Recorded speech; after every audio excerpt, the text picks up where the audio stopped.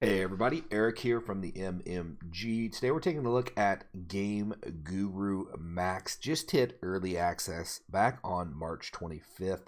This is a creator. Unlike other ones I've played, it is actually very intuitive and very much drag and drop. You don't really need to know any code. A lot of other programs like this claim that, but you end up being able to do anything cool, you have to know how to code and stuff.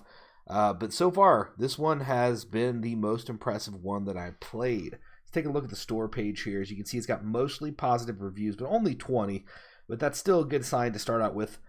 This game, even though it's no coding, it's still a little complicated. So, you're going to have people who think they're going to be able to make a game, because we've all been there. We've all thought we were going to be able to make our own game really easily, and it's just not easy to do. There's a lot to it, and people buy these programs thinking they can make their dream game really easily, and that just turns out not to be possible. And so, you find that a lot with these. But this game, like I said, I played a lot of these. This one so far is my favorite. I'm only 3 hours in, which is light for one of these type of games. There's a lot of learning left to do. But just looking at the tools, seeing what's possible, I'm very, very excited for this. All right, so let's take a look at what the inside of Gameguru Max looks like. This is my favorite part, as it is just super easy to use. If you go, when you load in, you're presented with this main menu. Let me go back one, sorry. You're presented with this main menu, and you can see demo games to check out, your games under my games, different tutorials. These are all very good tutorials, and they're short, which I love. They're packed with great information. You should definitely watch all of them.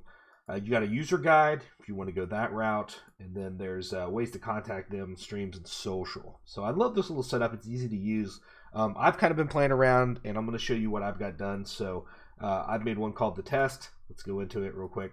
Once you get yours loaded in or started to create it, you're going to be brought to a game storyboard. And this is kind of how you can control the main screens and set everything up. Starting out first with the loading of the game, and you can pick from these default ones. You can actually import your own right here, and an import image, which is really cool. They actually have a lot of cool ones though. You can pick from here, and then just say add image, and now change that to the image. But that's just your splash screen, not a big deal. And then you can go in and edit it if you want to change how it looks and all that stuff. Let's do one of the Game Max Guru Edit. There we go.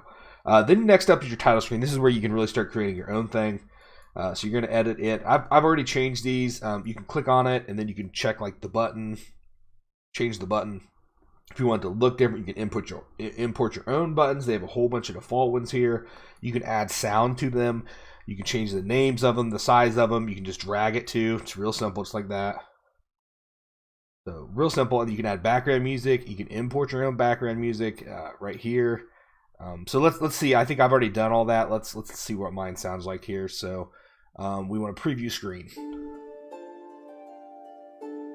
Then you just hit this exit preview up here when you're done.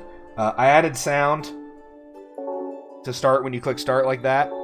I didn't add sound to the rest of them, but you can do all kinds of stuff from that. All right, and then so the other screens, you can create an about screen, about the game, and I just put in generic stuff. I want to thank my family and friends for the support. Without them, I've never been able to make this game. Eric from the MMG. You can put in there whatever you want. You can change that. You can remove the backgrounds. Pretty much everything you could on the other screens. And then you have a game one screen. There's not really a lot here. I hope they actually let you add more. And maybe I missed it. I didn't spend too much time on it. But you can put game complete or whatever you want on that text screen, and change the size and all that stuff, and add music. And same thing with the game over screen. I hope they let you add more at a later date. But yeah, so that's the basics. Now let's look into the meat and potatoes, where this Gameguru really is just amazing. And that's the actual world when you load in. So I made a test one here. Let's take a look at it. Oh, another thing I love, you can duplicate, delete, or take a screenshot. But right now we're just going into what the world is. And so, you know what? I've already been messing around in this world. Let's start fresh so I can show you guys how easy and how powerful this is. So we're going to actually back out here, and we are going to delete this. All right, now let's go ahead and bring one in here. So we're going to load, connect to a level. So what you want to do here is you want to actually pull in the game. So you want to add a new level, and there it is, and then click to create. And so what you do here is this square is going to be your actual level, this yellow square, the edible area. And you can change the size if you don't want it to be that big. That's all up to you. But there's, 7 different terrains. You can start with empty. and make your own. You can start with the rainforest, the mountain here, canyon, snow, regular forest, desert, and plains. So you have lots of options to start with. You know, it just to make it simple, if it's easier for you, I would start with a base. Like, I really like the way the mountain looks with the water and everything. So this little mountain valley right here is ideal for me. I have no idea what that noise was. This little mountain valley right here is what we're going to take a look at. And so once you have it set, and you can do all kinds of things in here. You can do, I mean, if you look at all these settings, water height, raises the water in the whole map. Valley depth, you want to make it deeper, higher, deeper, however you want to do it, you know. There's just unlimited. You could spend hours, and we're not even looking at all the advanced settings. There's like height settings, all kinds of stuff. So there's a ton of tools in here that are super easy to use, which I love. But there's still more. So once you have the terrain set, you hit generate terrain and open the level editor. That's what we're going to do now. We're going to call this we're just going to say the valley, for instance, right now. Oops, I can't type. There we go. Hit save level. And now we're like in our little yellow square. And so we can go around. You can see the terrain. Let's actually go in. We're going to test the level. So you can hear it's got background noise. It's kind of loud. I apologize. But yeah, so this is what it looks like running around in this area or this world right now. You know, we don't have anything really in here. Let's come down here to the water, though. Now we're going to hit escape and back out. And so this little green spot's where your character starts. So you can change that. You can drag it around. We're going to put him right here by the water and start him out there. And then, oops, let's do that. Now let's look at some of the tools. So you have up here the terrain, painting, trees, and vegetation. This is where you can totally edit it. So let's just look. I'll show you how easy it is to add like a tree. So enable trees. Boom, it automatically populated all these trees. But I'm going to hit clear all trees real quick. Get rid of them all. Because I want to actually add them one at a time. So, all right. So say you want to add a tree. You just need to pick the tree. Let's add these trees. So say we want to have 3 trees there. And this is what I love about this. So you can actually move a tree by clicking up here. It's this easy to move. You can actually change. You can remove it. You can scale it if you want it to be bigger. But that was kind of cool. Make that one smaller. You can spray trees if you want a bunch of trees down. You know, it's kind of randomly spraying them. And this is all dependent off your tree density up here. So if we make the density more, it sprays more trees down. So there's lots of powerful tools to edit the terrain very quickly and very easily. You can do that for grass. If you want to add grass, you want to add some grass here. That doesn't look very good, does it? But you know, you get the idea. It's very easy to create and spread your own terrain. I do want to mention a couple things. There's environmental effects here, weather effects, and we want to make it rain. We got it raining down here. You can add fog and snow, all kinds of stuff for the weather. The different lighting effects, if you want to make it different, you know, different exposures, I guess is what you want to call it or whatever, you can do that. There's a camera view, kind of gives you the overhead view if you kind of want to look around. I do want to mention that there is different features that aren't in the game yet. There's a puzzle engine or puzzle builder, but it says it's a future feature. It's not in the game yet. And there is also an RPG game that's not in here yet. So I'm very excited to see what those have to offer. Right now, the shooter games is the only one actually in the game. All right, so let's go back now.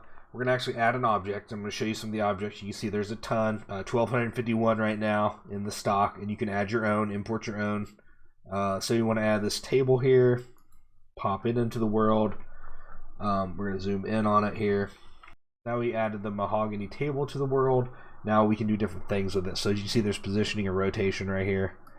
Move it around. You can orient the object.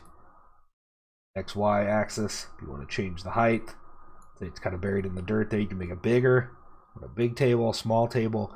You can add all kinds of stuff here. The strength of it's kind of the health. So say you want it to be attackable, you want to give it more health so it takes more damage before it actually blows up. You can look at the behavior. Obviously a static object is not going to have any behavior, but if it's like a NPC or some kind of an object, well, an NPC basically, then you can give it behavior. So that's how easy it is to add objects, move them around, do different things. Let's look at some objects that would have a behavior. Military collection, for instance.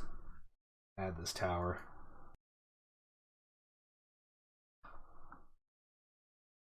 There we added like the military tower to the map. All right, so if we want to click add here, and then we can come down, there's actually user. So you can actually create your own characters individually and add them, which I thought was kind of cool. So if I click on character creator here, it's actually load in the character creator. And then I could add, you know, we're just going to rock with this default guy. We're going to name him Mike. Hit save character.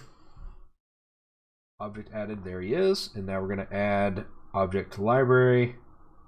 And there he is. So now we're going to click him, and now we can add him in. So let's say we want to put him actually down here on the ground. Would be more ideal in my opinion. Alright. And next thing, let's add a player starting position right there. Now let's load into our level here. Let's show you what it looks like. What was that? Contact! So there he is.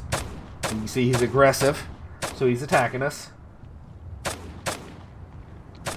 Stop it, Mike. I'm your creator. Literally. So here's what the tower looks like.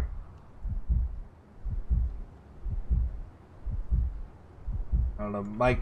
I don't think Mike's got any behavior, so I don't think he can actually follow me up here. There's the table we created. Oh, there he killed me off. So let's take a look at the we respawned what happened there. So if we want to click on Mike now, we can actually come over here to behavior. We can change what he does. So follows the path, can retreat. He can stay back, he can be alerted, he can hear things from different ranges. So say we wanted to make it so he couldn't hear us, then he still has visual, right?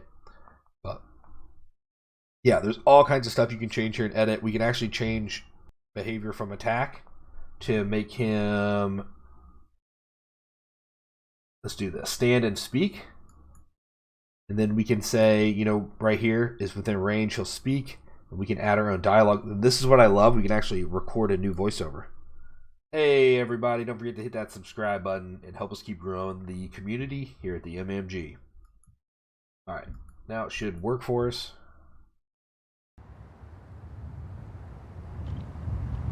Hey, everybody. Don't forget to hit that subscribe button and help us keep growing the community here at the MMG. All right. That is just some of...